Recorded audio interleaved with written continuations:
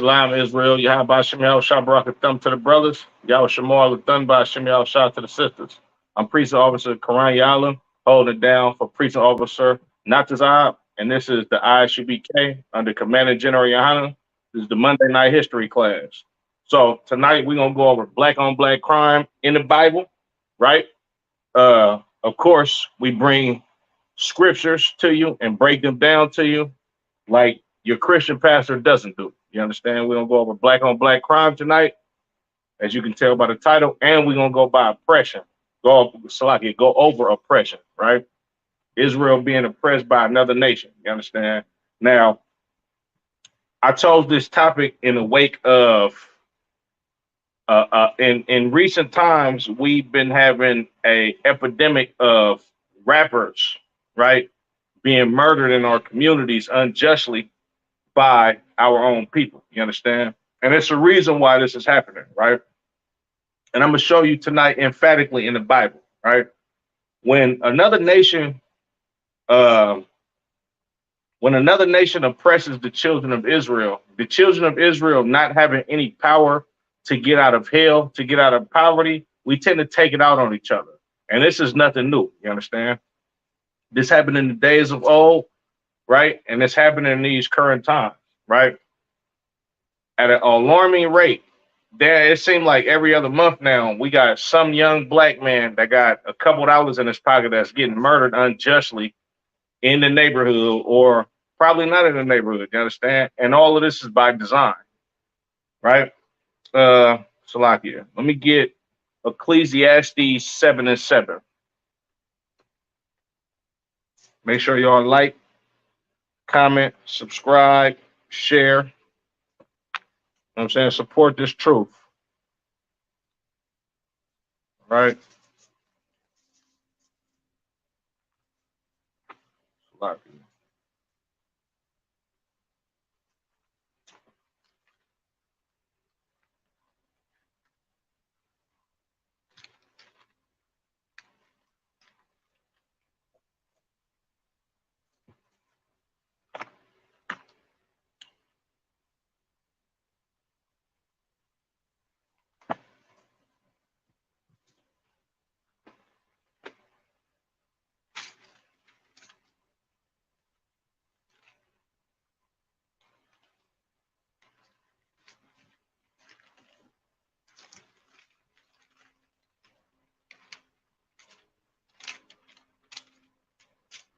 This is the book of Ecclesiastes, chapter 7 and verse 7. Surely oppression maketh a wise man mad. You understand? When you got a nation of people that's being oppressed, that's living in the depths of hell in the black community, black, Latino, and Native American community, you understand? When we live in poverty at alarming rates, when we have been stripped of our culture, stripped of our identity, stripped of the proper way, the proper wages and the proper pay that's due to the children of Israel for building up this economy. A man that understands that he's being oppressed, he's going to be mad. You understand? Now, depending on if you're in the truth or if you're not in the truth, is how you're going to go about being mad. The scriptures say, be mad and sin not. You understand? But unfortunately, we have a lot of brothers and sisters that don't understand how to deal with the reality that we are oppressed and deprived and robbed people and spoiled people. You understand? So we deal with oppression in an ungodly way, right? Brothers and sisters tend to turn to drugs. They tend to turn to crime. You understand? Robbing each other, killing each other, because we are oppressed people. You understand? But the men in the ISUBK up under Commander General Yana, we understand how to take that oppression and use the right energy to actually fix our situation and be mad and not sin in us being angry. You understand? I'm gonna read that again. Ecclesiastes 7:7. Surely oppression maketh a wise man mad. You understand? When brothers and sisters are oppressed and we understand that we are oppressed people, whether you know the system and the ins and outs of your oppression, or you just understand that your people get the short end of the stick, you're gonna be a mad individual and you're gonna be a mad nation of people. You understand? like I said, once again, we turn to crime, we turn to drugs, we turn to violence, we turn towards not having brotherhood for our own people. You understand? We turn to any different type of vices that will get our mind off of being an oppressed and spoiled people. You understand? And that's what happened during the times of these scriptures. And this is what goes on today. You understand? Every feeling that blacks, Latinos, and Native Americans have about being oppressed in this empire that we live in, you can find it all through these scriptures. You understand? When the Lord wasn't with us, when we went against the scriptures, when we went against our own way of life and choose to be just like the heathen. You understand? So let's get into some oppression. You understand? If y'all could, Baba Kasha, let's get Exodus 1 and 8. And if anybody out there watching online, y'all got any questions, go ahead and put them in the chat. If you're on Facebook, I can't really get to your questions because I can't see it in the chat. But if you're on YouTube, I can see your questions in this chat. You understand?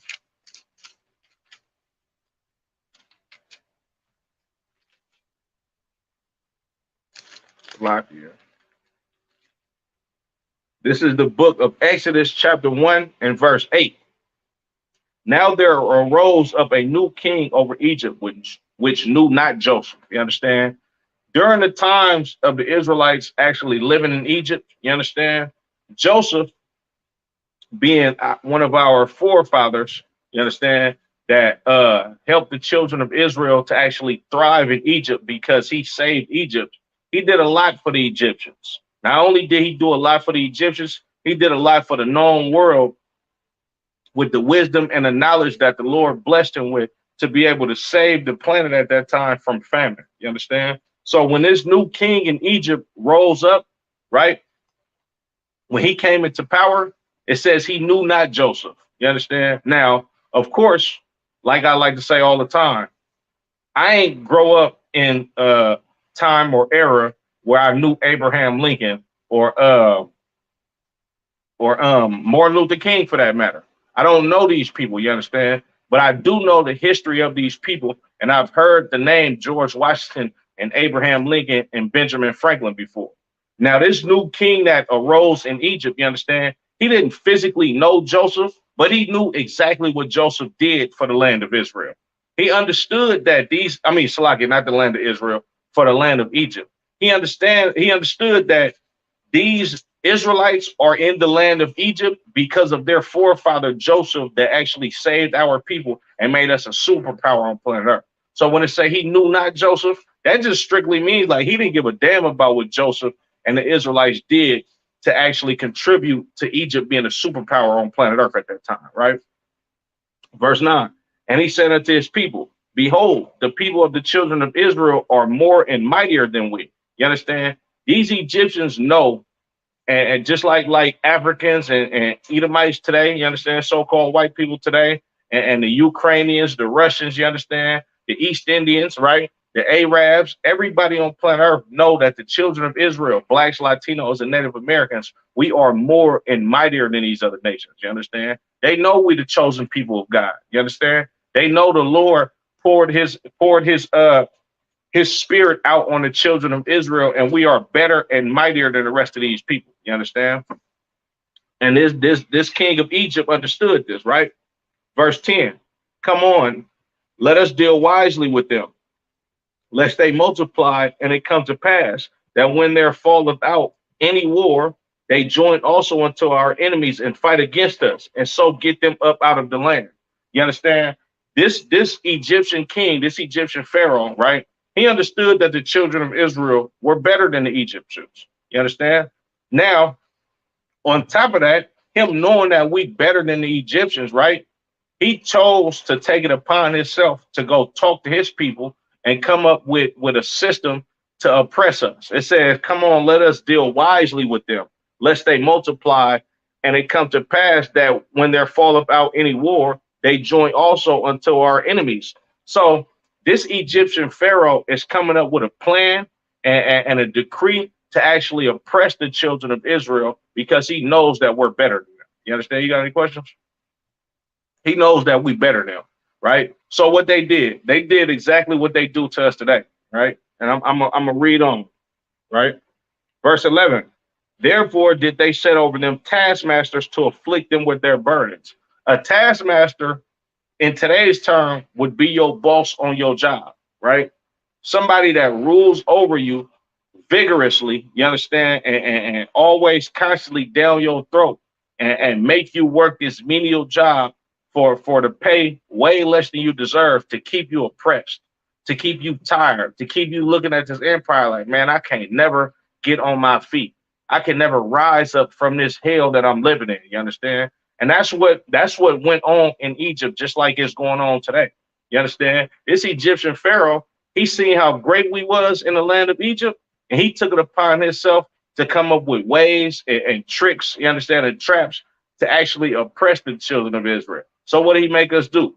He made us his slaves, right? Just like America did when they came over here and conquered and slaughtered 77 million Native American Indians, right? Just like the conquistadors and the Jesuit priests and all the rest of these Edomite wicked men, you understand, that brought the so-called African American, the so-called Haitian, the so-called Jamaican over here on slave boats, you understand, and brought us over here to work in his fields and on his plantations to oppress us. That's exactly what the Egyptians did to us in the land of Egypt.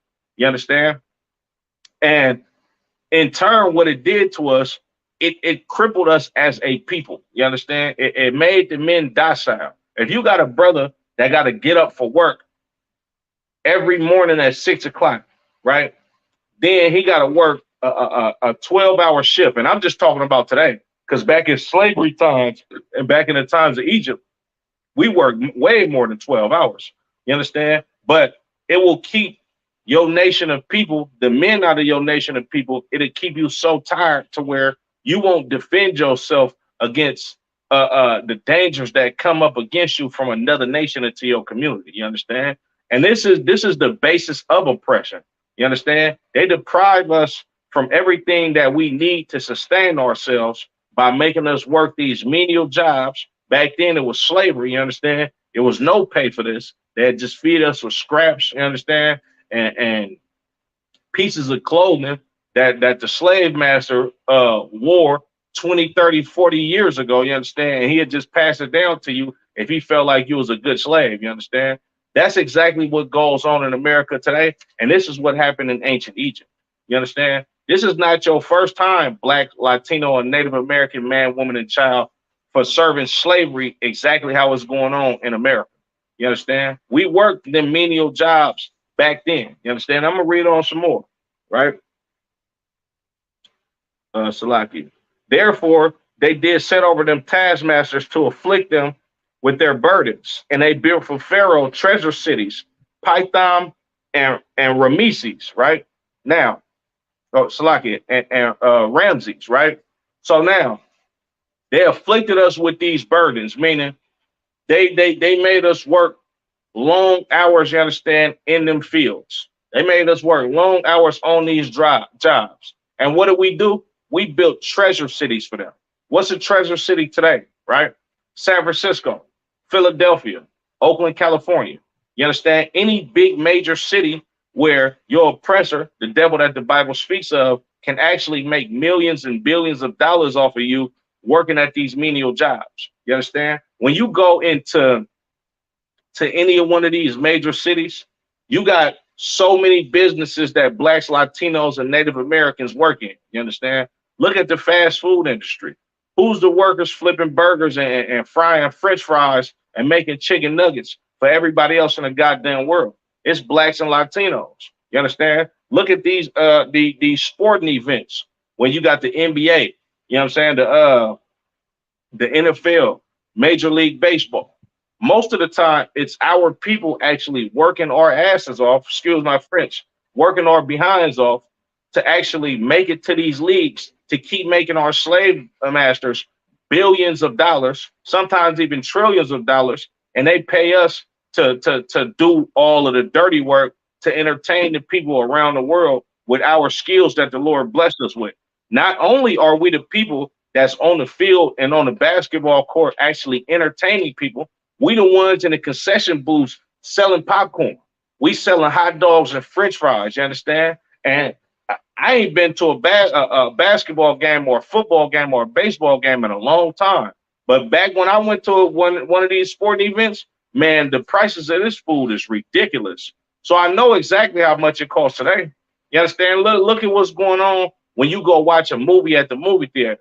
You get a box of popcorn about the same size as this cup. That's about $8. You understand? And 9 times out of 10, who behind that counter selling them concessions to you? You understand? At the pay rate of about $10, $11 an hour. It's a sister. You understand? It's a brother, right? We being destroyed in this empire because these people are oppressing us. You understand? Right? And 9 times out of 10, the oppression that the slave master has bestowed on the children of Israel, it breeds black on black crime. Now, when I say black on black crime, I'm not just talking about Negroes and Haitians and Jamaicans. I'm talking about our Latino brothers and sisters too, because they niggas just like us. You understand? So the Sureños and the Norteños that fight each other in California, that's black on black crime as well. You understand? And the Sureños and the Crips fighting each other, and the Sureños and the Bloods fighting each other, that's black on black crime as well. You understand? And so forth and so on, depending on which neighborhood you live in, of which major city that you live in. You understand? It's black on black crime that plagues our nation because we're being oppressed by these damn heathens, right?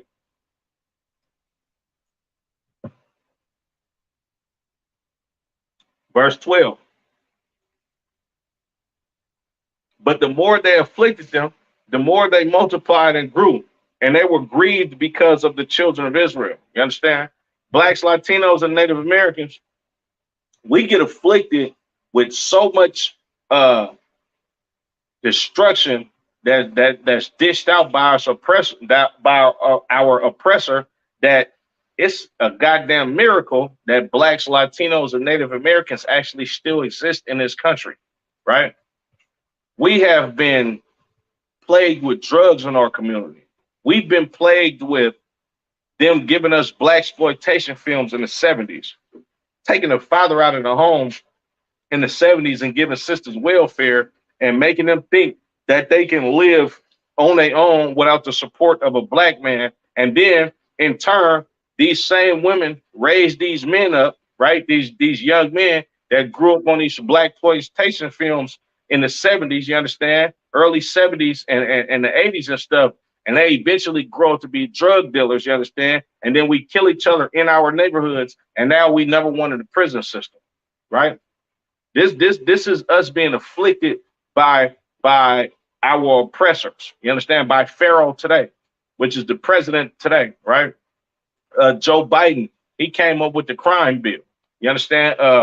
Hillary and Bill Clinton, they came up with the 3-strike law. These is all ways to afflict the children of Israel, to actually cripple our nation, to keep us as a small and docile people. You understand? Right? I'm going to read verse 12 again. But the more they afflicted them, the more they multiplied and grew, right? The more they afflict the children of Israel, right? The more they oppress Blacks, Latinos, and Native Americans, we still keep growing and growing. They've come up with Planned Parenthood, right? And co-star sisters in the killing our babies to the tune of 350,000 abortions every year. But meanwhile, Blacks, Latinos, and Native Americans, we still keep growing. We still be having these big family gatherings where it's like 300 people and it's only one goddamn family up there. You understand? You got brothers that got 2 and 3 baby mamas in the ghetto, and this Negro got about 8 kids. You understand? The tribe of Issachar, man, good night. You know how when you was younger, right?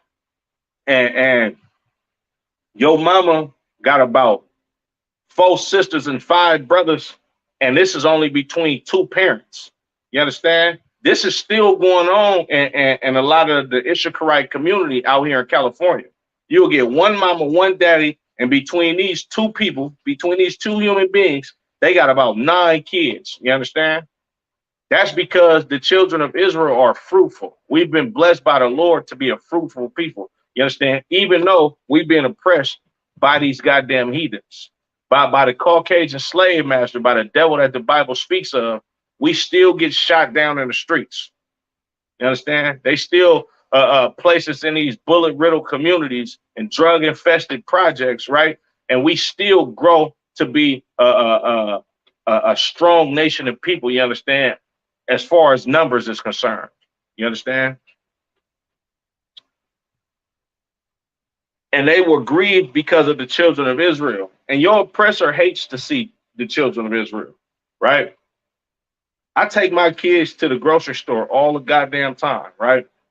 And it never fails. If it's me, my rib, and all our kids, and we in a grocery store, I'm gonna see a white man like looking at me through the side eye of him, like, look at these niggas. It's a whole family of niggas in this store, and they can't stand to see us.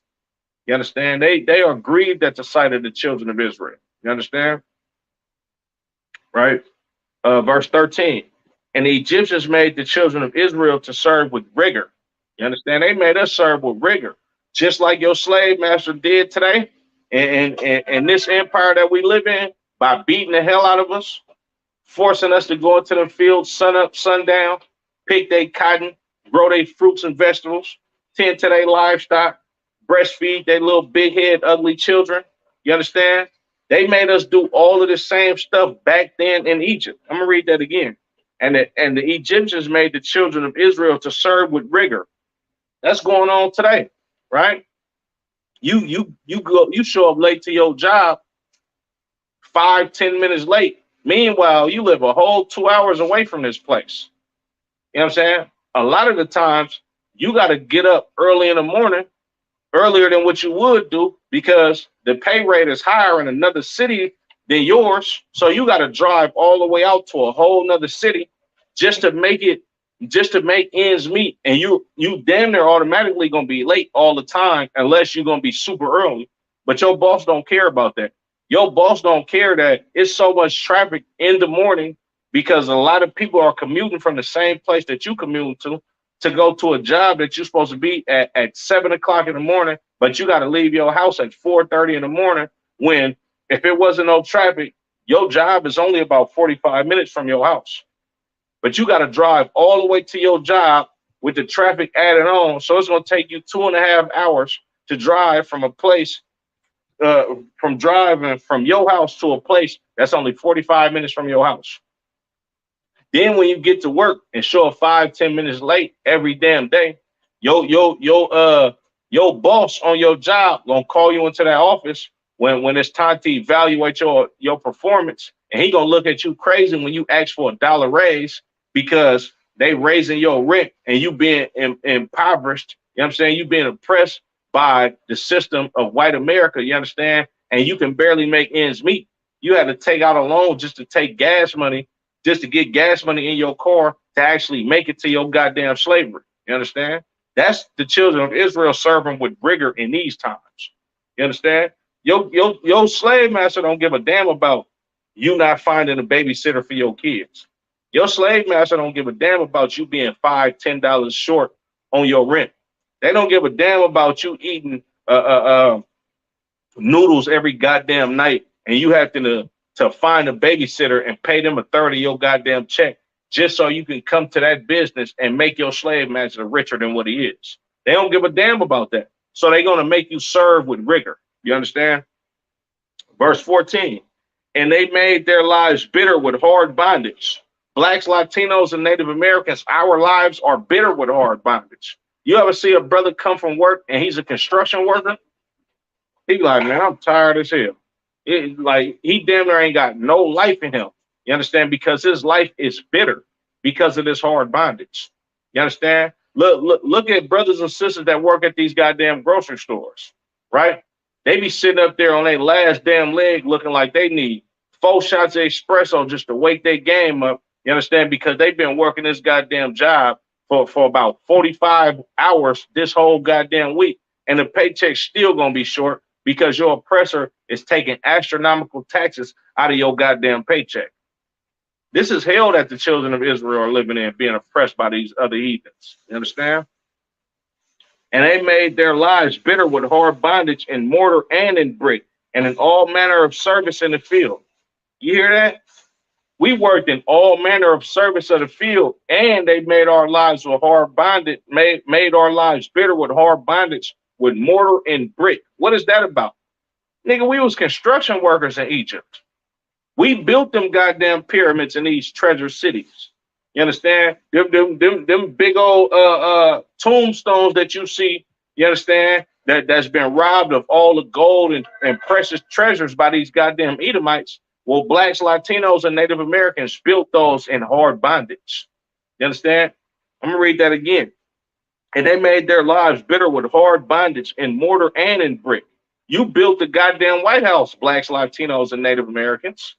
You built these big ass slave plantation houses. Man, I remember we went to we went to Texas for Passover a couple years ago, right? And we driving through the countryside of Texas and back like in the woods and all that type of stuff. You understand? You see these big slave plantation houses that's about 1.5 miles apart from each other. And these is big and beautiful houses that look exactly like the goddamn White House, just a little bit smaller. You understand? Black people built them houses. You understand? We had to build our slave master a goddamn house and sleep in a shed. You understand? Because our lives was read that again. And they made their lives bitter with hard bondage in mortar and in brick. You understand? Look at these big skyscrapers that you see today. The tribe of Issachar is building these big ass skyscrapers. You understand? And you got some white man that's a foreman on the job that ain't lifting his finger up. He running around with a clipboard, you understand, and a pen, evaluating your work when you sweating for pennies on the job and you got to go eat a couple noodles on your goddamn break. That is a life that is bitter with hard bondage. You understand? And in all manner of service in the field. What's going on with the Issacharite brothers and sisters? They growing your tomatoes, your apples, your oranges. You understand? Like, when you see the tribe of Issachar selling oranges on the side of the goddamn road, that's literally probably the pay that they got from a goddamn slave master. You understand? Just some extra stuff that they gave him to feed their family, because they already know that they doing them dirty on the wages that they paying. And in order for our Latino brothers and the tribe of Issachar to actually make ends meet, they take those fruits and vegetables and come outside on the corner and sell it to the public. You understand? That's manner of service in the field. We picked that cotton. We grew that cotton. You understand? We tended to your livestock. Look at what's going on in Texas. Texas is one of the biggest, the state of Texas is one of the biggest producers of beef in the goddamn world. You understand? And who gave them this? The children of Israel serve you goddamn Caucasians for 400 years, you understand? And I'm not just talking about physical bondage and slavery, because that was only what, about 200 years or something like that? I'm talking about up until today, about 500 years. We served you, you understand? Gave you the industries that you have, you understand? Right? All manner of service in the field. We grew your corn. We grew your cotton. You understand? We grew your apples, your oranges, all your fruits and vegetables. We tended to your goddamn livestock. You understand? Sugar cane over there in the West Indies. You understand? Like, look at sugar. You understand? Sugar is used for damn near everything that a person consumes in America. Just like cotton. Everybody got a piece of cotton. Meanwhile, they ain't paid blacks, Latinos, and Native Americans a goddamn thing for what we gave to these goddamn heathens. You understand? Wherein they were made to serve with rigor. They made to serve. We was made to serve with rigor. You understand? They beat our backs. You understand? If you didn't get your quota of cotton that you had to pick. You understand? They beat the hell out of us, right? In order for them to keep getting rich off of the children of Israel. And in order for them to become wealthy, you understand, greedy bastards. They beat the children of Israel and forced us to do hard labor in America, just how they did in this book in Exodus. You understand? Verse 15. And the king of Egypt spake to the Hebrew midwives, of which the name of the one was Shiphrah, and the name of the other Puah. And he said, when ye do the office of a midwife to the Hebrew women, and see them upon the stools, if it be a son, then ye shall kill him. But if it be a daughter, then she shall live. You understand? We got some more oppression for you by these goddamn Egyptians. You understand? That the Caucasian man does today. This is abortion in the Bible. You understand? This same Pharaoh told these Hebrew sisters, they was midwives. A midwife is a sister that assists a pregnant sister in delivering her baby. You understand? Back in these times, we had our own women to help us deliver our children. You understand? And what this evil bastard of a Pharaoh did, he told these sisters, man, look, when y'all do the office of a midwife, when y'all go help these sisters deliver a baby, if it's a boy, kill him. You understand? Snap his neck, do whatever the hell you got to do, but kill him. Right? That's more oppression. You know why they want to kill the men? Because the man child keeps the seed of the nation. You understand? This man, this little boy is eventually going to grow up, right? Be a man, get a wife, 2 wives, 3 wives, however many wives that he chooses, and he's going to populate that goddamn nation and make more niggas. They didn't want this to happen. Just like today, America has brainwashed brothers and sisters into thinking that a man can only have one wife. A man can only deal with one woman and happy wife and happy life. All of this nonsense and this BS. You understand? On top of that, they'll tell a man that he can only have one wife and give the sister the option to actually murder her goddamn baby. You know why? Because we've been oppressed by these goddamn Caucasians. You've been oppressed by Joe Biden, Donald Trump. The scriptures say never trust thine enemy. You would trust your enemy to giving you a outlook on life to where you can think that you can murder your baby, and in turn, your nation falls up under the foot of his goddamn slave master every goddamn day, worse and worse and worse. We being destroyed. Like, it's more Black, Latino, and Native American people in prison right now than there were slaves. You understand? We wasn't killing 350,000 Black, Latino, and American babies, Native American babies, in slavery. But meanwhile, in these times, when they brainwashed the children of Israel by way of oppression and poverty for so many goddamn years, they have taught our sisters that it's okay for them to murder their goddamn babies. And in turn, what happens? You cripple your nation. You understand? So this is what happened in ancient Egypt. We was oppressed by these goddamn Egyptians. You understand? And during the time of us being oppressed by these Egyptians, we lived in the same conditions that we lived in today. We lived in the projects. We lived in poverty. You understand? We lived, matter of fact, Shalakia. Let me come back to this. Let me get Isaiah chapter 42 and verse 22.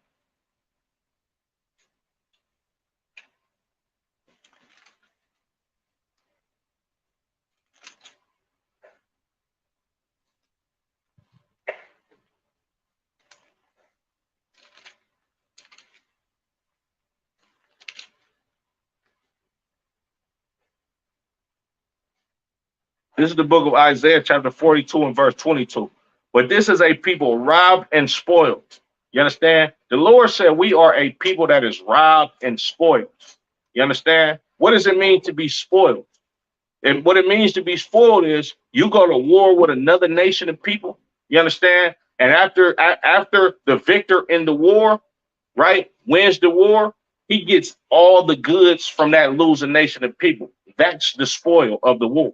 You understand? What are we spoiled of? We spoiled of our identity. You know what I'm saying? We spoiled of everything that we had as a nation as far as our culture.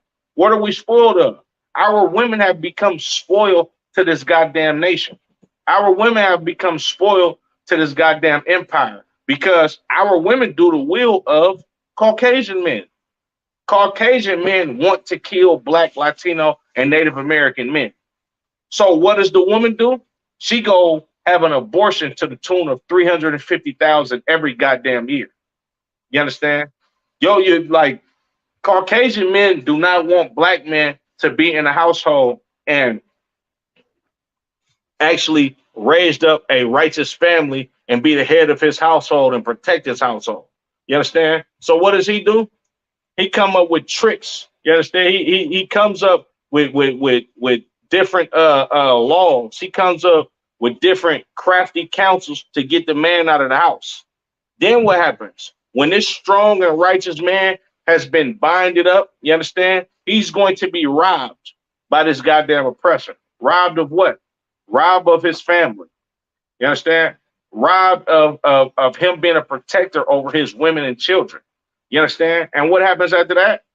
Our brothers and sisters grow up without fathers. The sisters end up being whores. They go to these strip clubs and the what's the word I'm looking for? The cliche statement was she just stripping to pay her college tuition. Meanwhile, she ain't going to goddamn college. She's being a whore and a prostitute and all of that. You understand? What the brothers doing? They ain't got no proper guidance, you understand, from a male figure in a goddamn house. They have never seen a father be an actual father to his children or a great husband to his wife. So what they do? You understand? They get multiple women pregnant, right? Not take care of all of their children, throw women away, pour our sisters out, kill their own brothers in the Black community over drugs and gangs. You understand? Eventually, if they don't get murdered themselves, they get life in prison. You understand? Or be up under the bridge somewhere doing drugs and drinking excessive alcohol because life has beaten him down. You understand? I'm going to read that again. This is the book of Isaiah, chapter 42 and verse 22. But this is a people robbed and spoiled. You understand? Blacks, Latinos, and Native Americans, we've been robbed. You understand? Not only of the land and the substance that we've built in this empire. You understand? We've been robbed of our morals. We've been robbed of actually being a people that actually have a righteous culture. Blacks, Latinos, and Native Americans have been fed with this image of a white Christ, and God is white and God loves everybody. You understand? And we've been fed this so much that Blacks, Latinos, and Native Americans actually believe it today, to where you see righteous Black men on the corner yelling at the top of our lungs about the atrocity that's being committed against our people. You got people of our nation saying, get a job, nigga. You niggas is preaching hate. They doing the same thing that the Israelites did in the New Testament concerning Christ. When you come up against the ISUBK and say, oh, you niggas hate women, or y'all can't tell us what to do, and can't no man rule over us, and you niggas need to get a job, and y'all sound like y'all mad. You understand? In turn, what you're saying is, we don't give a damn about Jesus Christ. We don't give a damn about Yahushua Mashiach. We have no king but Caesar. When you bow down to that white image of a Christ or the image of a white God in your mind, you are literally telling yourself, the white man is my God. The white man is my king. Jesus Christ could never be a nigga because you niggas ain't SHIT. You understand? And the reason why we have this mind frame is because we've been robbed and spoiled and oppressed by these other nations, chiefly the white man. You understand? And he's the devil that the Bible speaks of. He done deceived the whole goddamn world into believing that niggas can't be nothing but drug dealers. You understand? Tricksters, pimps, whores. You understand? Jigaboos. We ain't good for shit but dunking a basketball. You understand? And telling some corny jokes on stage and being a goddamn jester for this goddamn white man. You understand? Which is furthest from the truth. Blacks, Latinos, and Native Americans, we are the priest of the Lord. You understand? Here in this ISUBK. You understand? We are the chosen people of God. A white man is beneath us. An African man is beneath us. You understand? And the reason why we don't believe this is because we've been force-fed Christianity and we've been robbed of our morals because they chose these wicked, big-head Negro preachers to actually preach you a prosperity doctrine, feed you white Jesus on a platter, and tell you, woman, thou art loose, and basically indoctrinate black people to actually hate their own skin color. Or Salaki, their own skin color. They own flesh and blood. They own people. You understand? When you think Jesus is a white man, you're going to think that nigga that lives next door to you is nothing but a goddamn criminal. If you think Jesus is a white man, you understand? You're going to think that sister that lives across the street from you is nothing but a whore, and she's not a princess. She's not a daughter of Zion. You understand? And the only people that think like this is a people robbed and spoiled. You understand? Reading on. And they, Salakia, they are all of them snared in holes. What does that mean by us being snared in holes? America has said, not just America, this empire that we live in, whether it's America, Haiti, Trinidad, Tobago, the UK, right? We have been snared in holes, meaning it's a lot of traps in this world that we live in today. You understand? The biggest trap is Christianity. You got drug dealing, you got pimping, you got prostitution, you got scamming, you got gang banging. All of these is traps that sit in the black communities. You understand? Latino communities on these reservations. You understand? There are Native American brothers and sisters today, right? They got a goddamn border that tells you Mexicans cannot come to a goddamn land that's their goddamn land. California is Mexico. You understand? Phoenix, Arizona in general is Mexico. Texas is Mexico. They didn't build what's it called? Great America down there in Southern California, making billions of dollars off of our people. You understand? Being oppressed. So we need some place to go have fun at. They making billions of dollars in a land that is the Mexicans. Meanwhile, Mexicans cannot come over here unless they got a green card. Come on, man. We are a people robbed and spoiled. You understand? And they are hid in prison houses. They are for a prey. Salakia. Let me read that again. And they are hid in prison houses. This hidden prison houses is twofold, right? Not only are we the number one nation, right? I'm gonna say number one and number two, but blacks and Latinos and Native Americans as a whole, we are number one in the prison system. We number one in these county jails. You understand? We number one in all of these institutions. We number one in YA, juvenile hall. You understand? When they say we hid in prison houses, not only are we locked up in physical prison houses, but the projects that we live in is goddamn prison houses too. You understand? We are a people that's locked up in the ghetto. You understand? They hide you in the projects. They hide what's actually really going on in your neighborhood. When a heathen from another place sees America, he thinks, man, that's a great land, the home of the free, the home of the brave. It's the land of opportunity. Let him come live in my neighborhood. Let him come grow up where the hell I grew up at. Of course, it's going to be way better for him because he's not chosen of the Lord, you understand? But he going to see how black people are actually really living. You understand? And these goddamn heathens, they come over here and finally see how blacks, Latinos, and Native American people are living, and they actually think it's our fault. They actually think, damn, this is a goddamn lazy people. Meanwhile, you cannot open up your goddamn laundry shop or your liquor store or your Chinese food restaurant, you understand, if blacks, Latinos, and Native Americans did not actually work this goddamn land for these goddamn Caucasians. You understand? We can't be that goddamn lazy when we built all the wealth up in this goddamn country. You understand? But Salakia, it says, they are for a prey and none deliberate. We are a prey to you other nations. You understand? Y'all come over here and devour all the resources that's owed to blacks, Latinos, and Native Americans. You understand? And it's just so ridiculous and disgusting that these Christians don't even speak up about the atrocities that's being committed against blacks, Latinos, and Native Americans.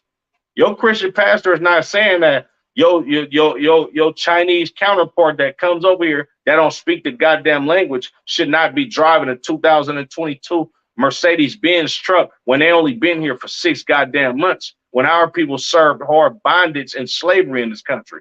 They don't speak up about that. Reverend Al Sharpton, Jesse Jackson, and Creflo Dollar, and this wicked Negro that just got robbed for $1 million in jewelry, they not saying nothing about black people being oppressed.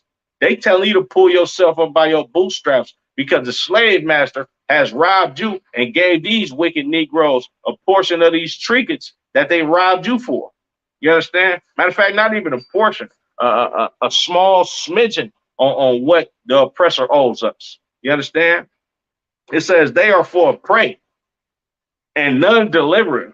Man, come on. Your Christian pastor don't want to get you out of hell. Your Christian pastor does not want to have you in a position to where you can sustain yourself and actually feed your family, you understand, and live off of the wages that's sufficient enough for you to not be in hell. Your Christian pastor don't give a damn about that. He knows us Blacks, Latinos, and Native Americans are for a prey. They very well understand this, and they do not want you delivered. None say delivered. Not even Jay-Z wants to deliver his own people that he grew up with in Marcy Projects. He don't give a damn about that. You understand? He would rather go drink champagne and eat caviar and lobster tails with a whole bunch of rich white people than actually go to his community and actually check on the welfare of his people. You understand? For a spoil, and none saith restore. Man, we've been spoiled. Ain't nobody said restore it to us. Ain't nobody told them to give back what they stole from the children of Israel. You understand? They not sitting up here saying that Blacks, Latinos, and Native Americans need to be paid for the hard bondage, you understand, and the contributions that we gave to America. They're not telling you that you need to give back these patents of these inventions that black people invented in this goddamn country. They don't give a damn about that. Nobody gives a damn about that. You understand? But Salakia,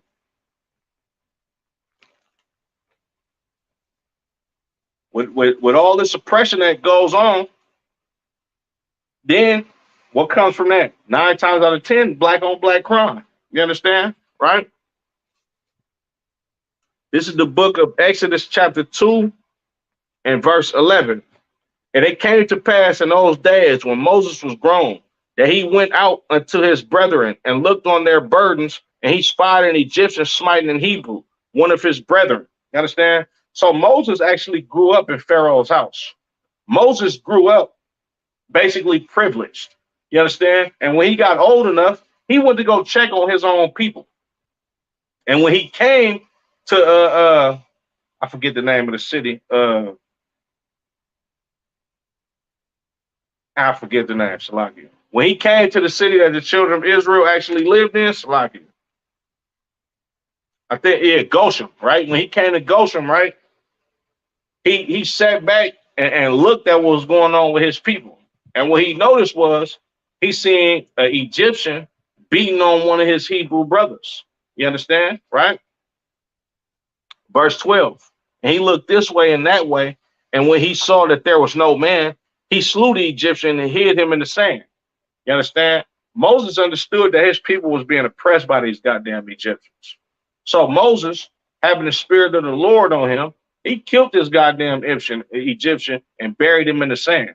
You understand? And I'm not advocating for blacks, Latinos, and Native Americans to actually go to war physically with these goddamn heathens. But this is the spirit that you have to be in as a man of God to actually care about your goddamn people. You understand? How do we go to war with this goddamn empire? We stop celebrating their holidays. We stop smoking weed. We stop smoking cigarettes. We stop selling drugs. We stop feuding with each other. The book of Zephaniah, chapter 2 and verse 1 says, gather yourselves together, O nation not desire. Blacks, Latinos, and Native Americans, we have to come together up under one banner, up under the ISUPK, up under Commander General Yohana, and actually keep these law, statutes, and commandments in order for the Lord to have mercy on us. You understand? Not by you fighting your goddamn oppressor, right? Verse 13.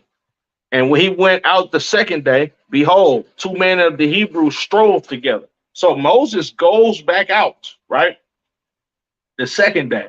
And when he comes out this day, it's two Hebrew men fighting amongst each other. And why is we fighting each other? The same reason why you got blacks, Latinos, and Native Americans killing each other on the street corners in America today because of oppression, because of this hard bondage we have to serve our damn oppressor. You understand? Because of these menial jobs that we have to work, because brothers and sisters work at McDonald's, because you live in the projects, because niggas' mamas is prostitutes, because niggas' daddies is in prison. You understand? This is why black on black crime, thrives in America, right? This is exactly why black people actually hate each other. You understand? This is why we have no brotherhood, because we don't understand that your oppressor is the devil that the Bible speaks of, and he's designed for you to be oppressed so you can hurt your own goddamn self. You understand? This is what slavery, that the war about slavery was about. You understand? One group of white people was way smarter than the other group of white people. You got the ones that wanted to keep us in hard physical bondage and chattel slavery, you understand? And what was going to happen? We was going to keep revolting against these goddamn crackers. Excuse my French. Keep revolting against these goddamn, these oppressors, right? But you got another smart white man. He like, man, look, we can't keep them niggas in bondage too much longer because they going to keep revolting on us. Let's come up with a system, aka systematic slavery, to actually get them to not believe that they slaves, and they'll kill each other on their own street corners. And this is what's going on right here in the book of Exodus, the second chapter, right? And when he went out on the second day, behold, two men of the Hebrews strove together. And he said to him that did the wrong, wherefore smitest thou thy fellow? You understand? So Moses seeing these two brothers fight each other. He's like, man, look, bro, why is you doing this to your brother? Like, we all brothers. Can't we get along? Can't we all just get along? On a movie, Menace to Society, when Cain jumped in the car to rob the other brother, he like, man, look, bro, we supposed to be brothers. Cain like, what, you trying to kick some knowledge? Nigga, you think you smart or something? Watch what they say to Moses. They said exactly what Cain said to the brother that he was robbing, right? Verse 14, and he said, who made thee a prince and a judge over us? You hear what they said to Moses? Who made you a prince and a judge over us? Go watch Menace to Society, that clip when Cain robbed the other brother at the drive-thru. And he was like, man, look, bro, we supposed to be brothers. Dude like, what? Cain like, nigga, you smart? You trying to kick some knowledge? That's exactly what they said to Moses. Nigga, what? Are you smart? Nigga, you trying to kick some knowledge? Who made you a judge and a prince over us? Basically, like, nigga, nobody want to hear that. Who is you to tell us that we doing something wrong? You understand? Intendest thou to kill me as thou killed the Egyptian? And Moses feared and said, surely this thing is known. You understand? So they're like, look, what you came to do? Come kill us like you killed that Egyptian the other day? So Moses like, damn, if y'all niggas know, Moses know. I mean, so like the Pharaoh know. Moses like, man, shit, if y'all know, Pharaoh got to know this. You understand? Verse 15. Now, when Pharaoh heard this thing, he sought to slay Moses. But Moses fled from the face of Pharaoh and dwelt in the land of Midian, and he sat down by a well. You understand? Moses had a warrant out for his goddamn arrest. I just read to you the projects, the goddamn ghetto in America. You got poverty. You got menial jobs. You got the slave master. I just read you police brutality with this Egyptian beating on a Hebrew brother. You understand? Then I just read you black on black crime when these brothers is two fighting amongst each other. You understand? Moses, they killed some basically a police officer or whatever you want to call him, which was Egyptian. And then what happens in the end? Moses got a warrant out for his arrest for a crime that he committed. It's blacks, Latinos, and Native Americans all over again here in America. You understand? Let me give you some more black on black crime. Let's go to 1 Samuel chapter 25. Got any questions?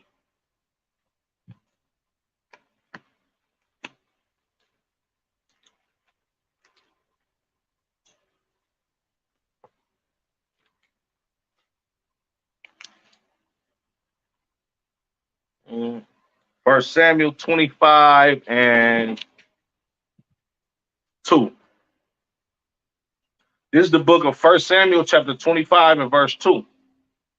And there was a man in Maon whose possessions were in Carmel, and the man was very great, and he had 3,000 sheep and 1,000 goats, and he was sharing the sheep in Carmel. You understand? Now, this is a man that's very rich in possessions. You understand? This man got what to say? 3,000 sheep and 1,000 goats. He got a whole lot of livestock.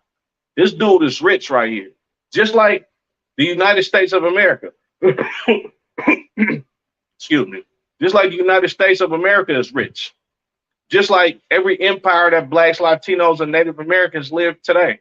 This is a rich empire. You understand? Like, look at what's going on here in America. Look what happened around Christmas time in every major goddamn city. They gonna give you a 90-foot goddamn Christmas tree with a million gigantic Christmas lights on it. You understand? That costs a fortune in electricity just to keep lit for a couple days throughout the year. You understand? Look at all of these goddamn businesses that America has erected in this goddamn empire. You understand? You got Nike, you got Adidas, you got McDonald's, right? You got Wingstop, right? You got Walmart, you got Target, right? You got Whole Foods, Safeway grocery stores. You understand? You got Pack and Save grocery stores. America is a rich place. Look at the goddamn White House. The goddamn White House is damn near the size of a small town. America is a filthy rich place. Look at New York, the Empire State. You understand? New York City. You got the Statue of Liberty over there, the Brooklyn Bridge, the Manhattan Bridge. You understand? All of these. You got the area of Tribeca, which is where a lot of millionaires live at. You understand? Look at out here in the Bay Area. You got Apple, Google, a lot of these tech companies that's billion-dollar industries. America is a rich place, just like this man in Carmel. You understand? Verse 3. Now the name of the man was Nabal, and the name of his wife Abigail, and she was a woman of good understanding, right? So Nabal had a wife named Abigail. She was a woman of good understanding. She had compassion on people. You understand? She understood stuff that her husband didn't. You understand? Salakia. Read on. And she was a woman of good understanding and a beautiful countenance. But the man was churlish and evil in his doings. And he was of the house of Caleb. You understand? Like, this man was this man was an evil bastard, just like Donald Trump. He owns Trump Towers. You understand? Just like your forefathers, the so-called forefathers that started this country, George Washington. You understand? Abraham Lincoln. All of these goddamn Caucasians that own slaves and made billion-dollar industries. You understand? Off of them owning blacks, Latinos, and Native Americans as their personal servants for hundreds of years, and a lot of times passing down brothers to their goddamn children on their deathbed when they die. You understand? This is a wealthy kingdom run by evil, filthy, stinking rich men. You understand? Right? And it says, and he was of the house of Caleb. Now, when it say he was of the house of Caleb, this Negro was a goddamn Israelite. You understand? Just like your Christian pastor, Creflo Dollar. And I can go forth and I can go so forth and so on and name 100 of these goddamn wicked bastards. You understand?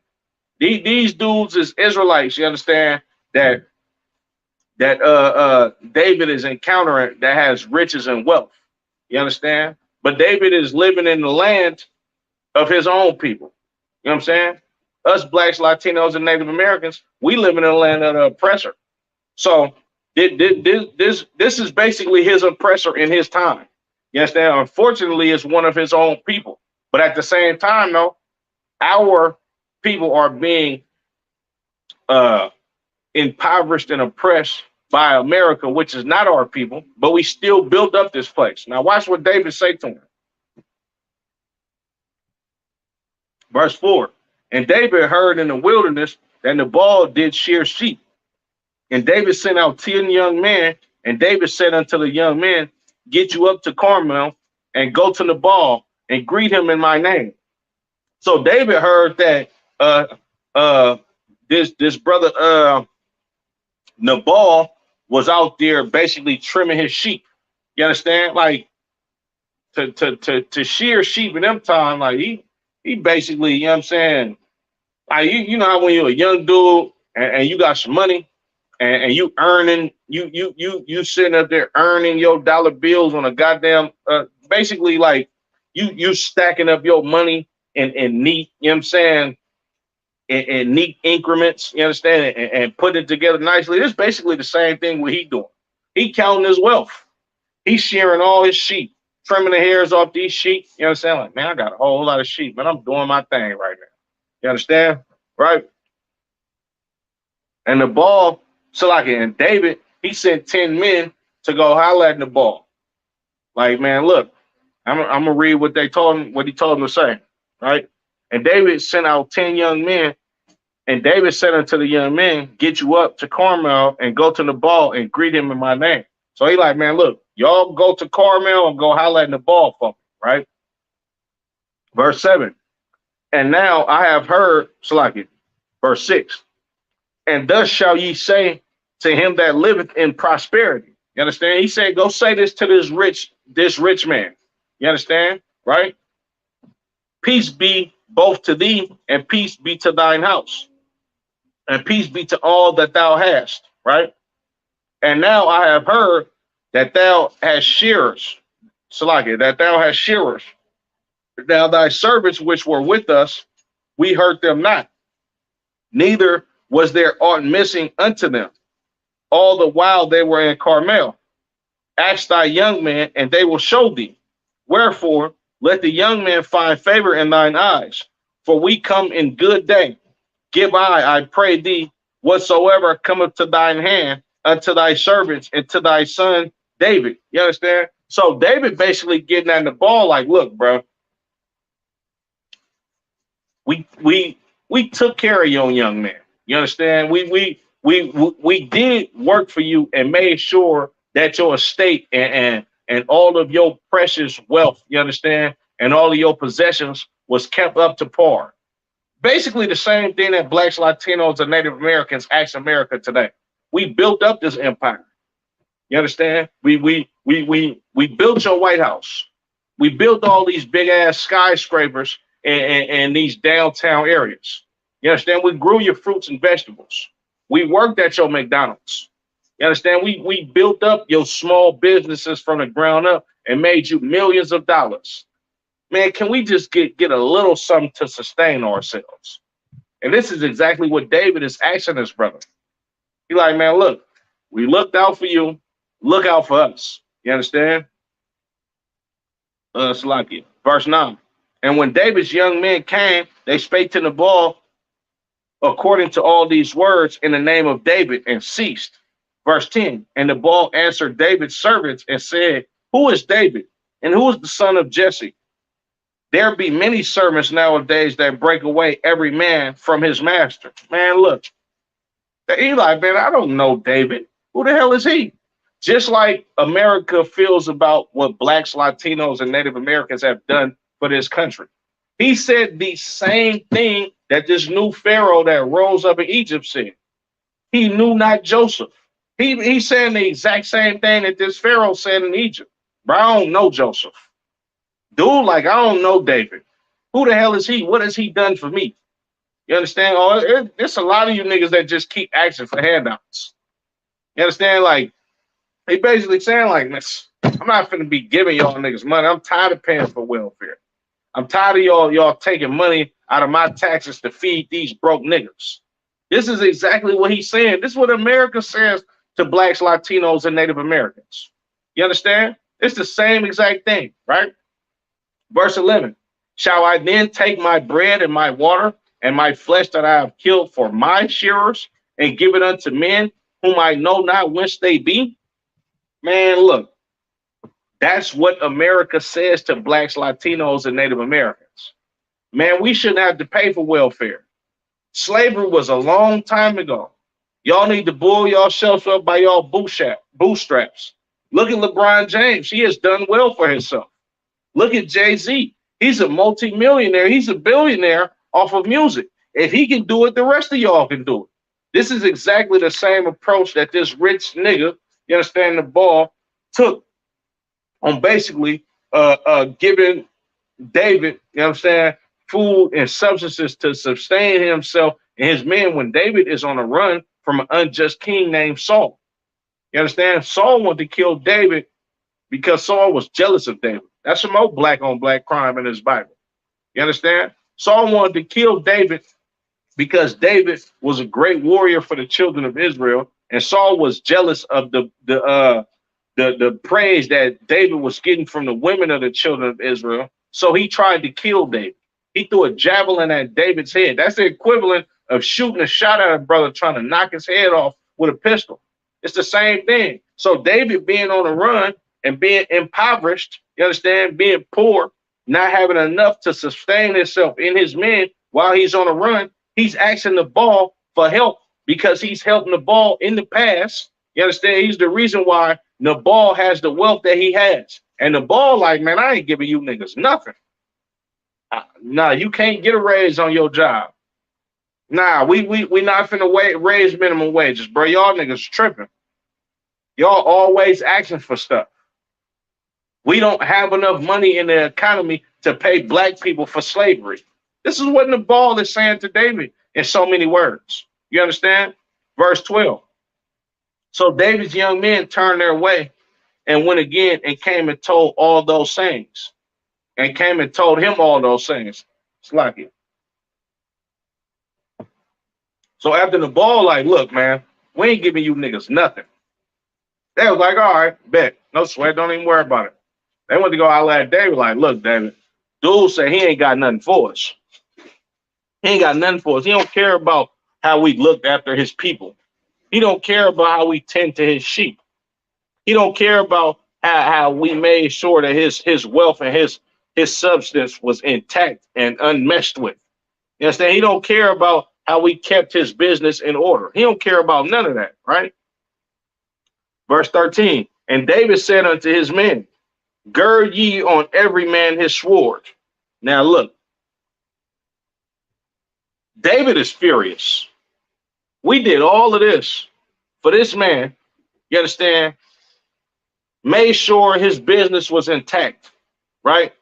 Served him as good servants served their master. And this nigga gonna tell us that we can't get no food? You not finna pay us with no food for us to eat? Man, look, y'all niggas grab y'all guns. That's what David basically said. But hey, grab them straps, bro. Go ahead and put your weapon on you, bro. We finna go out and go kill somebody. We about to go kill this nigga. This nigga got us effed up. We finna go get on him. You understand? I'm gonna read that again. And David said unto his men, gird ye on every man his sword. And they girded on every man his sword.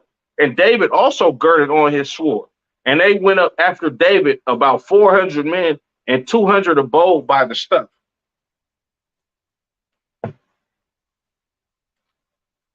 They got their swords and moved out. David like, look, bro, we finna go slide on dude. Dude got us effed up. You know what I'm saying? This is the reason why black men today in the streets grab their guns and go rob stores. This is why we go grab a gun and you see some rich white man at an ATM, you understand, and you go kill him for what's in his wallet or hold him for ransom for what's in his goddamn bank account. You got a question?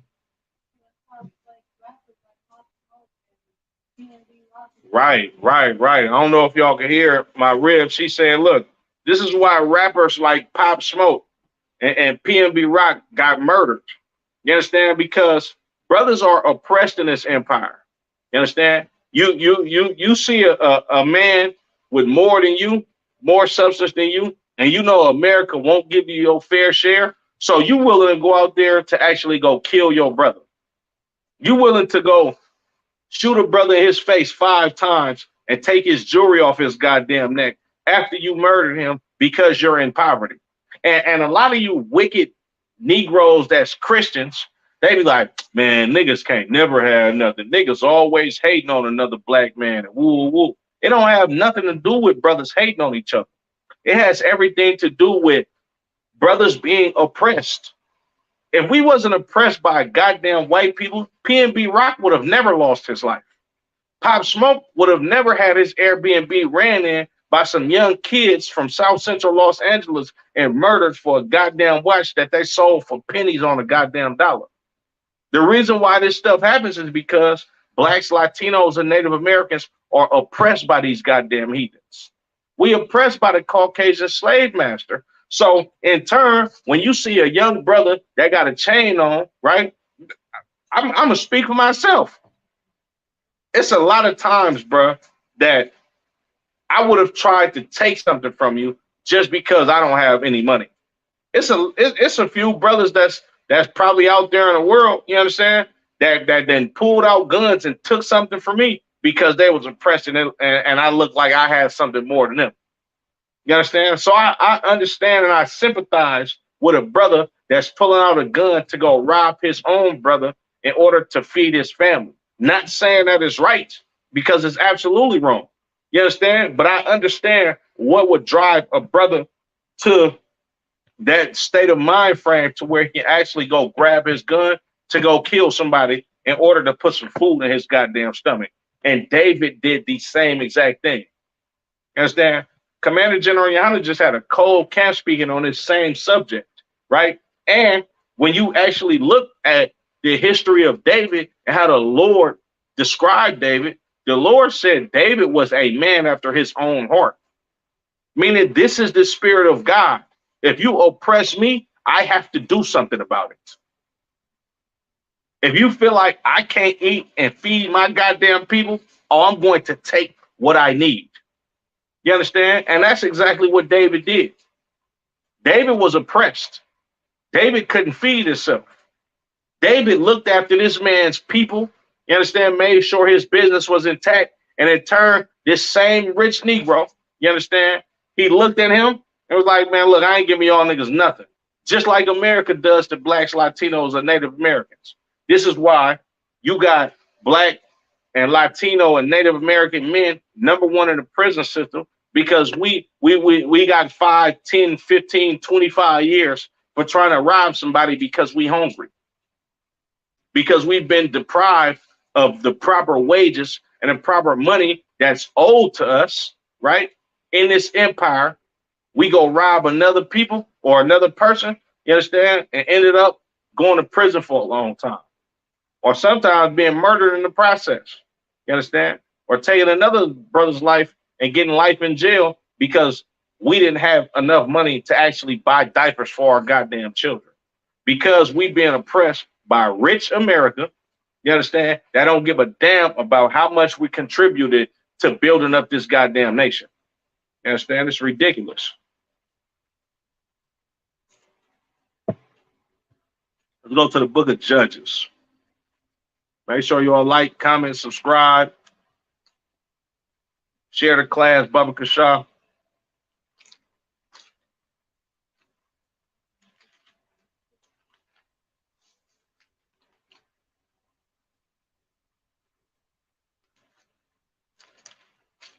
Go to the book of Judges.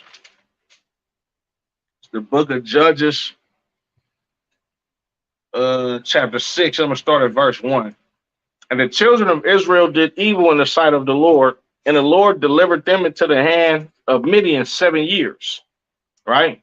So around this time, this is the time where, of course, we went off again, and the Lord punished us by delivering us into the hands of a heathen nation once again.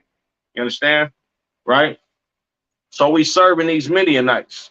And the Midianites today, it's I believe throughout history they intermarried with the children of Ishmael.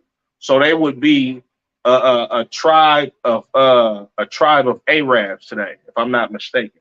You understand? The Midianites being one of the descendants of Abraham as well, right?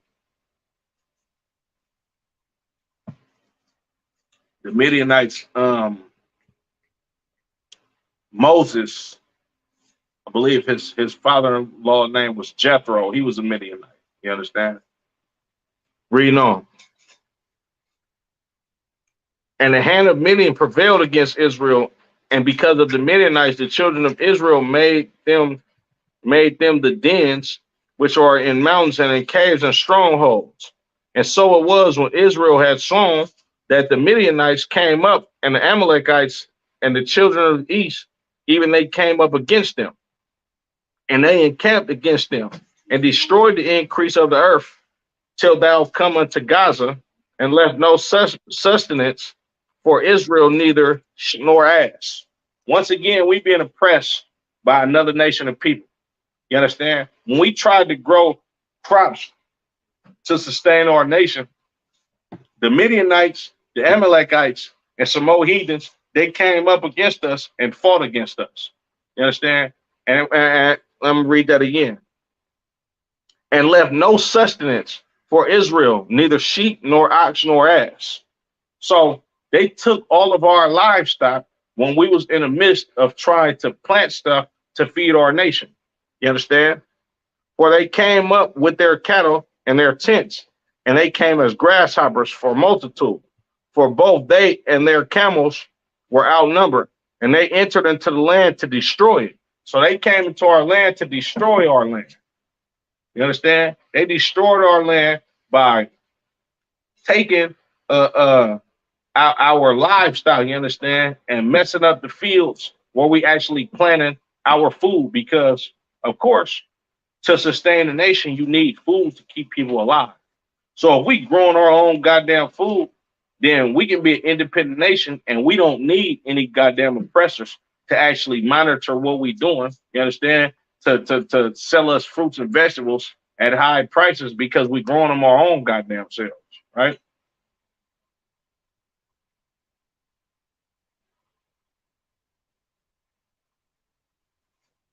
Verse 6.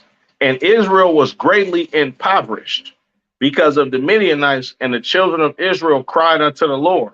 So we was impoverished because of these heathens. You understand? And we cried unto the Lord. Just like when the going get tough, blacks, Latinos, and Native Americans, we get on our knees and pray to God. You understand? We cry to the Lord, Lord, please, man, have some mercy on me.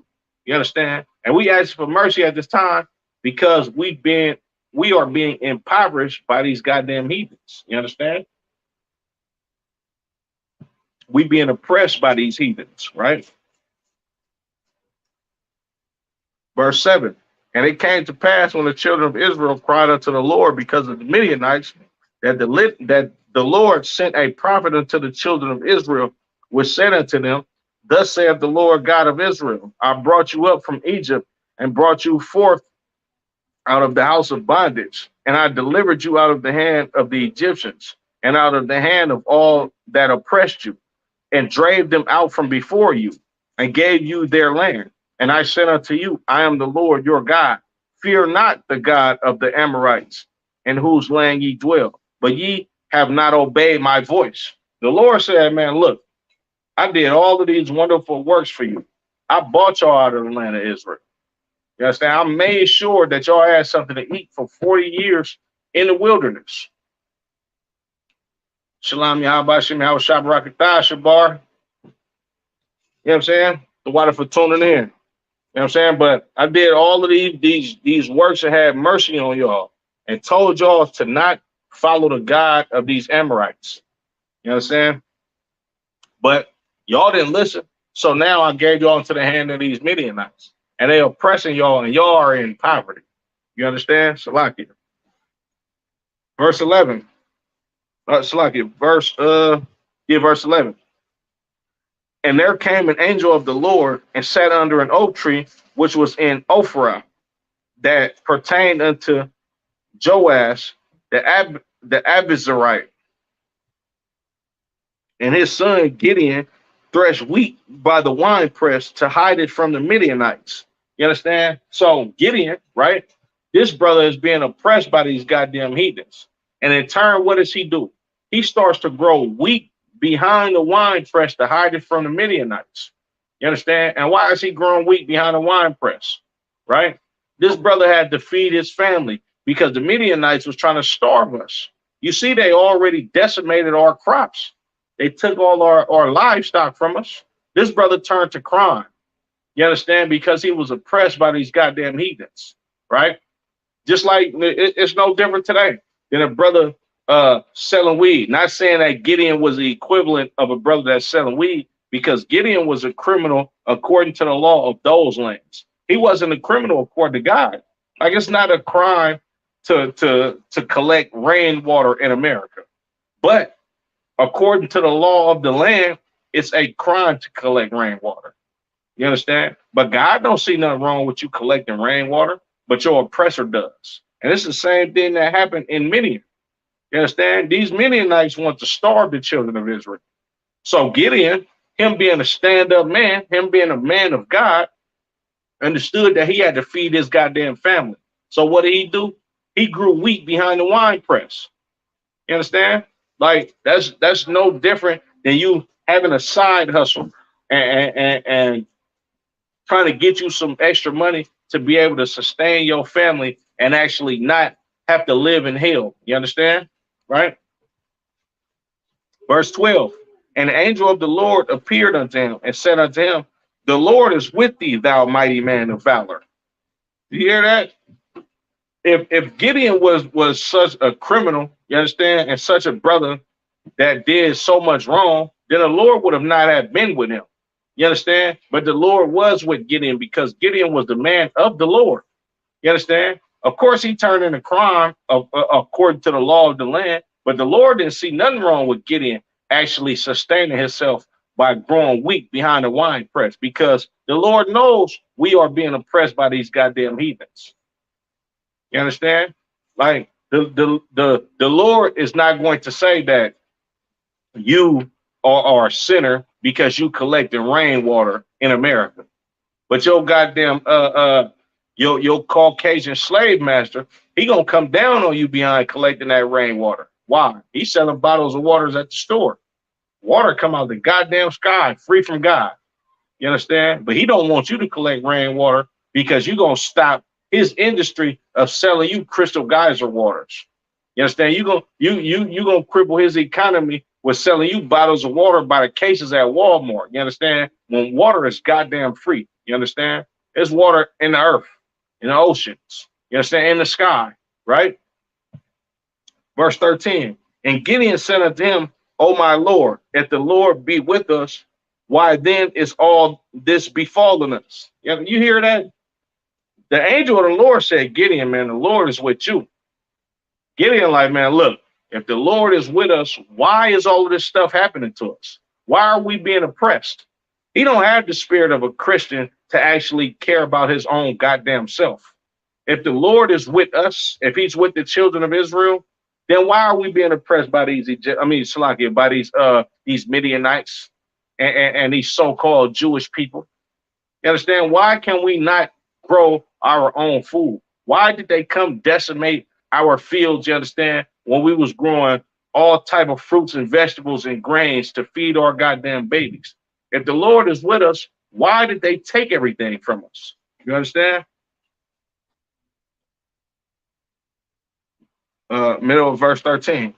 And where be all his miracles which our fathers told us of, saying, did not the Lord bring us up from Egypt? But now the Lord has forsaken us and delivered us into the hands of the Midianites. You understand? Blacks, Latinos, and Native Americans, we don't look towards the Lord when the going gets tough. We don't look at how the Lord saved us from oppression of these goddamn Egyptians. We don't look at that anymore. You know why? Because Jesus loves everybody. God and Christ is a white man now. So we look for our Savior to actually save us. I mean, so like our so-called white Savior to save us. You understand? We not referencing the Lord on how he brought us out of the land of Egypt anymore because we don't believe in the Bible. We believe that the white man is God, and when the white man sees fit for us to get out of poverty and hell, then that's when it's going to happen. So we look to please our goddamn slave master. You understand? We don't look in the Bible to actually find the solution to black on black crime and being oppressed by another nation of people.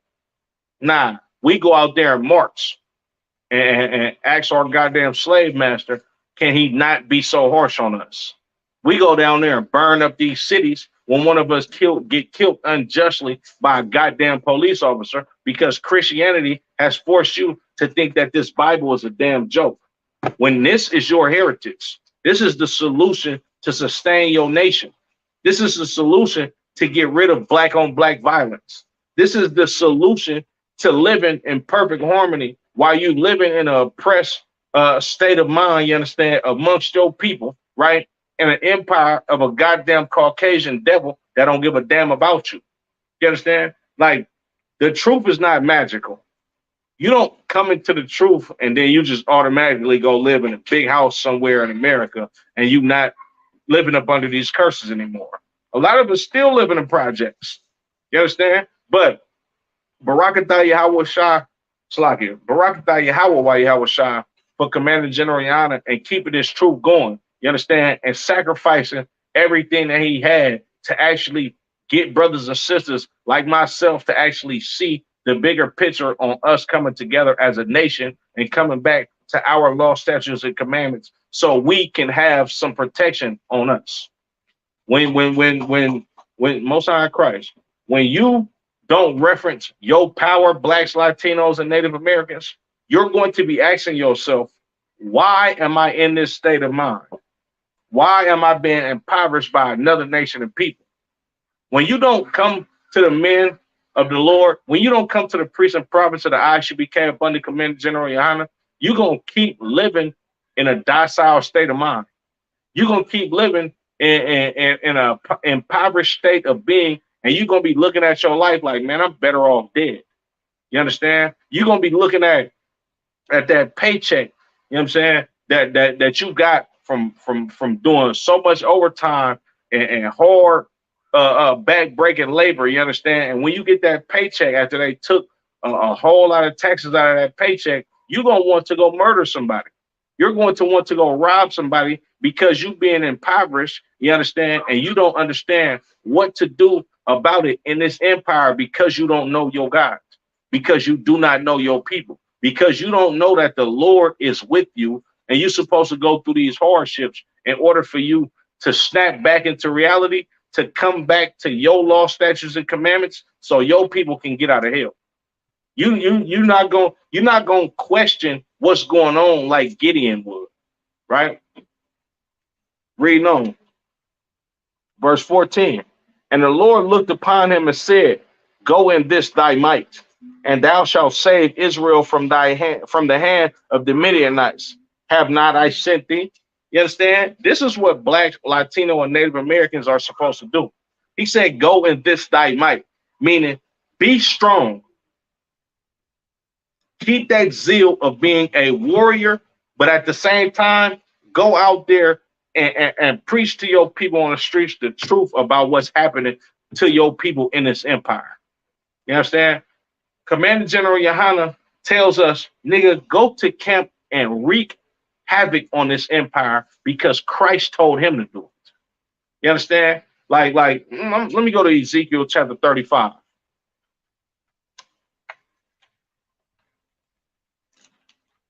Salaki.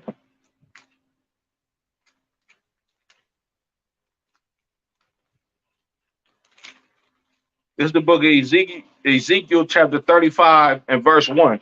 Moreover, the word of the Lord came unto me, saying, Son of man, set thy face against Mount Seir and prophesy against it. This is what the men up under the Commander General Yohana and the ISUPK do every day. Every time we teach class, every time we go out to camp.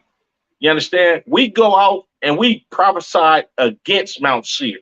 We set our face against Caucasians. We condemn them for the crimes that they have committed against the Lord's chosen people and tell them what's going to befall them in the future.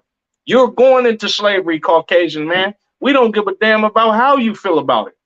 All of you so-called fake Israelites, you understand, that follow the customs of the Jewish man. Y'all Negroes need to wake up and come into the truth.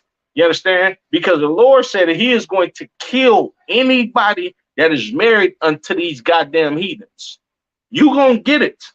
You understand? And I wish it was different for you. I wish the Lord would have mercy on you. You understand? For you being so wicked and ignorant about what the hell you got going on in this empire. But the Lord is not going to be slack in his judgment. He not finna sit up here and give you no pass when he sent his son back in a green garment. You know how funny the Lord is? The Lord is a Negro. The Lord is a nigga. You ever heard the saying, it's a green light on everybody?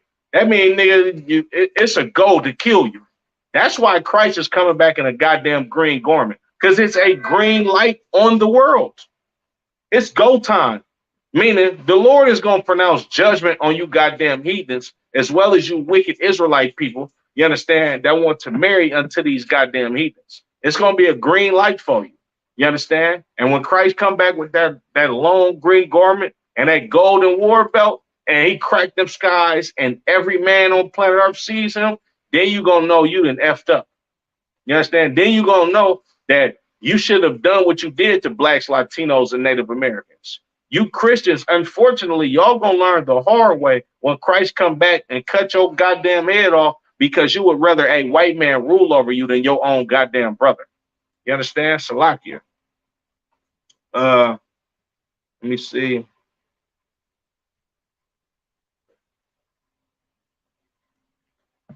Let's go to the book of Zechariah, chapter 11. Get a couple more scriptures and I'm going to end it. You know what I'm saying? Surely oppression maketh a wise man mad. When brothers are oppressed in this empire, you understand what we do? We grab a gun. PNB Rock gets murdered. Pop Smoke gets murdered because the brothers that did this to them are oppressed. You understand?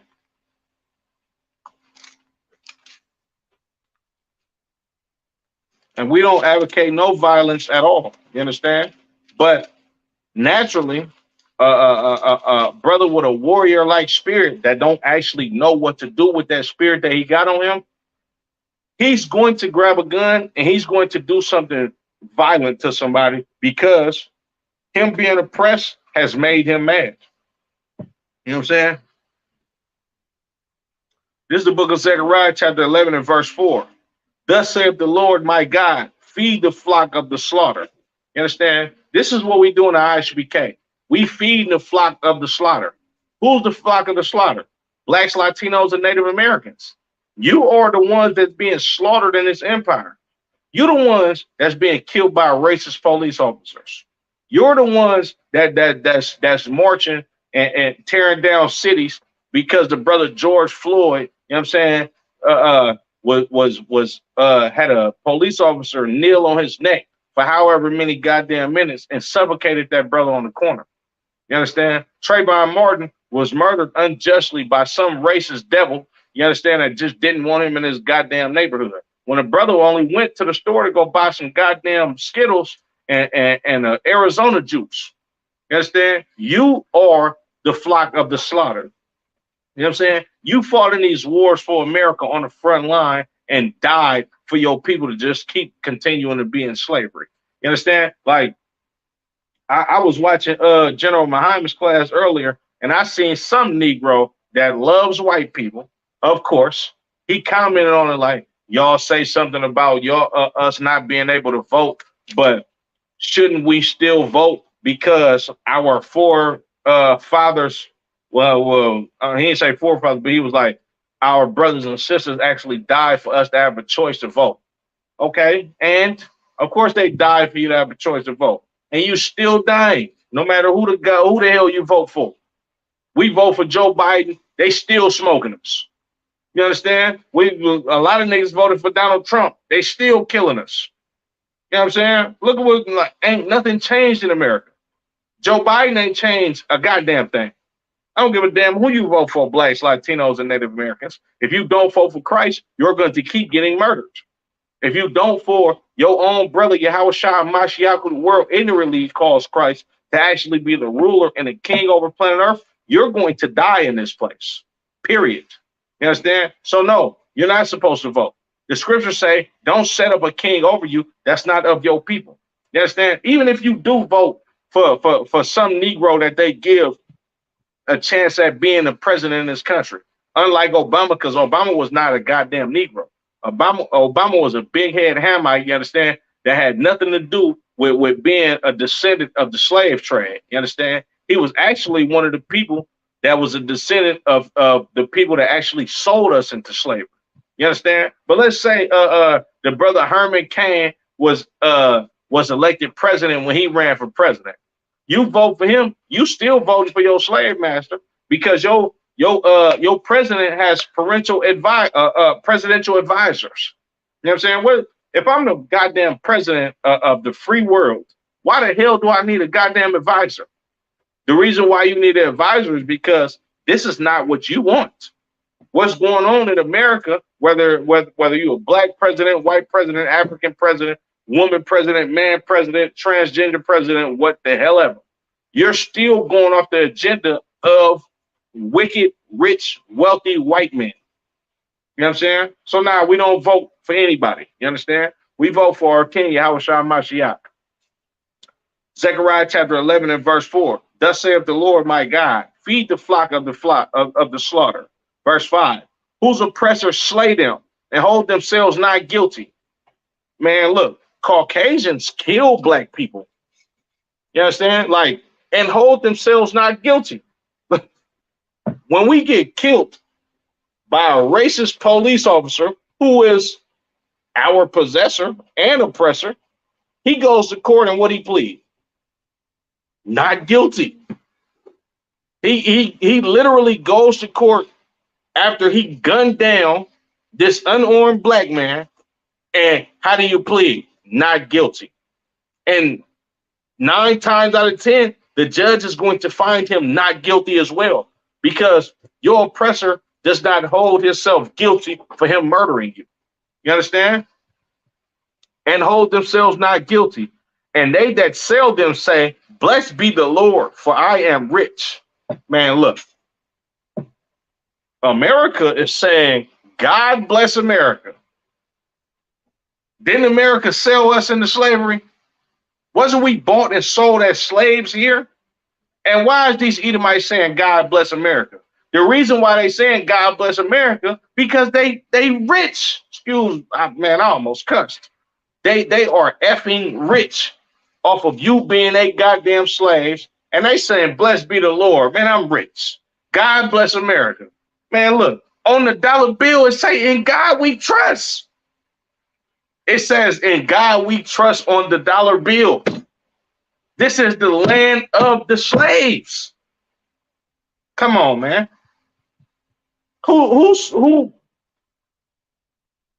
I dare a nigga say this Bible is not alive. You understand? The Lord is way smarter than man. You know what I'm saying? Everything that you ever think that you had a question about is in this Bible. I'm gonna read that again. Zechariah chapter 11 and verse 5. Whose possessors slay them and hold themselves not guilty, and they that sell them say, blessed be the Lord, for I am rich. Donald Trump loves this country. He understands that Caucasian people sold black people into slavery, build up billion-dollar industries, cotton, livestock, sugar, you know what I'm saying? Insurance companies, all of this. And what do they do in turn? Oh, slavery was a long time ago. God bless America. God bless America and nowhere else. Come on, man. The white man is the devil that the Bible speaks of. Straight up. You know what I'm saying? And their own shepherds pity them not. And our own shepherds pity us not. Who your shepherds? Your slave, your token Negro that's shucking jive for your slave master, your Christian pastor, your Muslim imam. You know what I'm saying? Louis Farrakhan, which ain't nothing but a goddamn Christian. And come to find out, scratch him. This nigga's not even our shepherd. Louis Farrakhan has a Caucasian daddy. Would you look at that? And you got all of these niggas that's supposed to be the so-called religious leaders and people in the conscious community that reference Louis Farrakhan. Y'all ain't doing nothing but referencing Farad Muhammad all over again. Because Farad Muhammad was a goddamn white man, just like Louis Farrakhan. You understand? Your shepherds don't have pity on you blacks, Latinos, and Native Americans. That's why you're oppressed by your goddamn slave master, because Al Sharpton is going to complain about McDonald's not raising minimum wages, and then when McDonald's give his ass a check, he gonna shut the hell up and go right back in his rabbit hole, counting his money, eating his goddamn pork, shrimp, and crab and lobster, and having orgies with white women. You know what I'm saying? Just like he did with Honda. He said Honda ain't employing black people, but we keep buying all of their goddamn cars and they industries thrive. Meanwhile, you don't hire black people in your plants to actually make some real money to actually sustain their families, you know what I'm saying? At your plants, where the mass production of these cars is at. You know what Honda did? They wrote that big head nigga a check. He's out of there. He ain't saying nothing. Which Al Sharpton is a goddamn federal informant anyway. Al Sharpton is supposed to be a shepherd for the children of Israel. Do you know this Negro wore a wire and set up drug deals in the black community in the 70s? They got this nigga on camera selling kilos of cocaine. Your shepherd don't give a damn about you, blacks, Latinos, and Native Americans. And this is why you are impoverished. Christianity. Come on, man. Don't get me started on Orgy Mike. You know what I'm saying? Shout out to Captain Tazarian, a.k.a. Michael King, a.k.a. Martin Luther King. You know what I'm saying? This nigga didn't give a damn about black people. He talking about non-violent. This Negro has put the spirit on black people to actually get your ass beat by white people in order for you to go eat at fucking Raising Cane's, which is a disgusting establishment, if you ask me, when niggas invented fried chicken. It's supposed to be mom and pop fried chicken shops all up and down the ghetto, all up and down our communities where we feed our own people. It's going to taste way better. And eventually, if we would have thrived how we were supposed to by doing business amongst each other, it'll probably be cheap. You go buy a 3-piece chicken tender at KFC. Man, KFC is a fast food chain restaurant. 3-piece chicken tender dinner with some fries and a goddamn small soda. Man, what that shit like $13 right now? Come on, man. You being oppressed because your shepherds don't give a damn about you. You know what I'm saying? Black on black crime thrives in our community because our shepherds don't give a damn about us. Our oppressors slay us and hold themselves not accountable. And then turn around and be like, God bless America. Boy, we rich. Blacks, Latinos, and Native Americans, wake up. Like Captain Akai said, if you don't wake up, you're going to die in that dream. You're going to die in wanting the American dream. The American dream is a goddamn nightmare to blacks, Latinos, and Native Americans. They live deliciously and prosper every goddamn day in this empire while we get slaughtered by these goddamn racist police officers and hid in these prison houses and these wicked Negroes that call themselves men of God, who these preachers and Pharisees and charlatans, you know what I'm saying, they get millions of dollars off of blacks, Latinos, and Native Americans being ignorant to what's actually going on in society. Wake the hell up, blacks, Latinos, and Native Americans. Black on black crime is all in this Bible. Not only is it in the Bible, the solution to black on black is in this Bible. The solution to black on black crime, excuse me, is in this Bible. You know what I'm saying? The solution to not being impoverished by another nation of people and not doing anything about it is in this goddamn Bible. Look, I said it once and I say it again. The white man is the devil that the Bible speaks of, you understand? And your Christian pastor, he don't give a damn about you. And this is the reason for black on black crime and oppression in the black community. With that being said, I'm going to go ahead and end it. Yahweh Shem Yahweh Shah Barak to the brothers. Yahweh Shemal Thumb by Shem Yahweh Shah to the sisters. Shalom, Israel. Make sure y'all like, comment, subscribe, share. You know what I'm saying? And I'll be at y'all tomorrow with the Tuesday night brotherhood class. Lord willing. Shalom, Israel.